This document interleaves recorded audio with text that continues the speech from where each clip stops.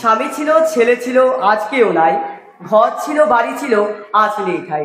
তবু খোকা সুখী থাক, প্রার্থনা আমার, সাথী হয়ে থেকো প্রভু আমার খোকার। আসসালামু আলাইকুম, আমি আবু হুরায়রা সিয়াম, কালীগঞ্জ করিমউদ্দিন পাবলিক প্রাইভেট উচ্চ বিদ্যালয় অষ্টম শ্রেণীর একজন শিক্ষার্থী। আমি বোকা হতে পারি, অনেক খারাপ ছাত্র হতে পারি, দেখতে কালো হতে পারি, কিন্তু আমি আমার বাবা মার কাছে একজন শ্রেষ্ঠ সন্তান। আমি যেমনই হই না কেন, তাদের কাছে আমি সেরা। গতকাল যখন এই বিষয়টি আমি হাতে পাওয়ার পর আমি ভাবতে শুরু করলাম আমার বাবা মা আমার কাছে কিভাবে প্রিয়।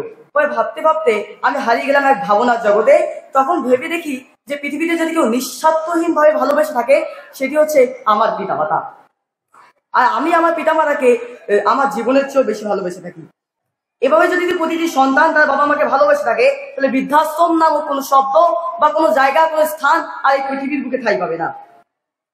কিন্তু আজ যেই বাবা মা আমাদেরকে মানুষ করে তুলছে, আজ সেই বাবা মাকে আমরা লাথি মেরে বের করে দিচ্ছি। কিন্তু কথায় আছে, মায়ের পায়ের নিচে নাকি সন্তানের বেহস্ত।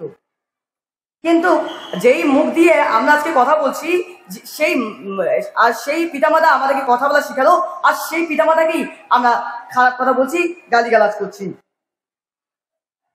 আজও আধরাত হলে শোনা যায় হাজারো মায়ের আর্তনাদ, শোনা যায় তাদের সেই দোয়া আমাদের প্রতি, তারা সন্তানের প্রতি তিনি দোয়া করেন। কিন্তু আমাদের সময় হয় না 2 রাকাত নামাজ পড়ে নিজের মায়ের জন্য দোয়া করা, বাবার জন্য দোয়া করা, যে তাদেরকে যেন মহান রব্বুল আলামিন সুস্থতা দান করেন। প্রকৃত অর্থে সবার কাছে সবার চেয়ে প্রিয় মানুষটি হচ্ছে তার পিতামাতা। তাই সময় থাকতে আমাদের উচিত আমাদের বাবা মাকে শ্রদ্ধা করা।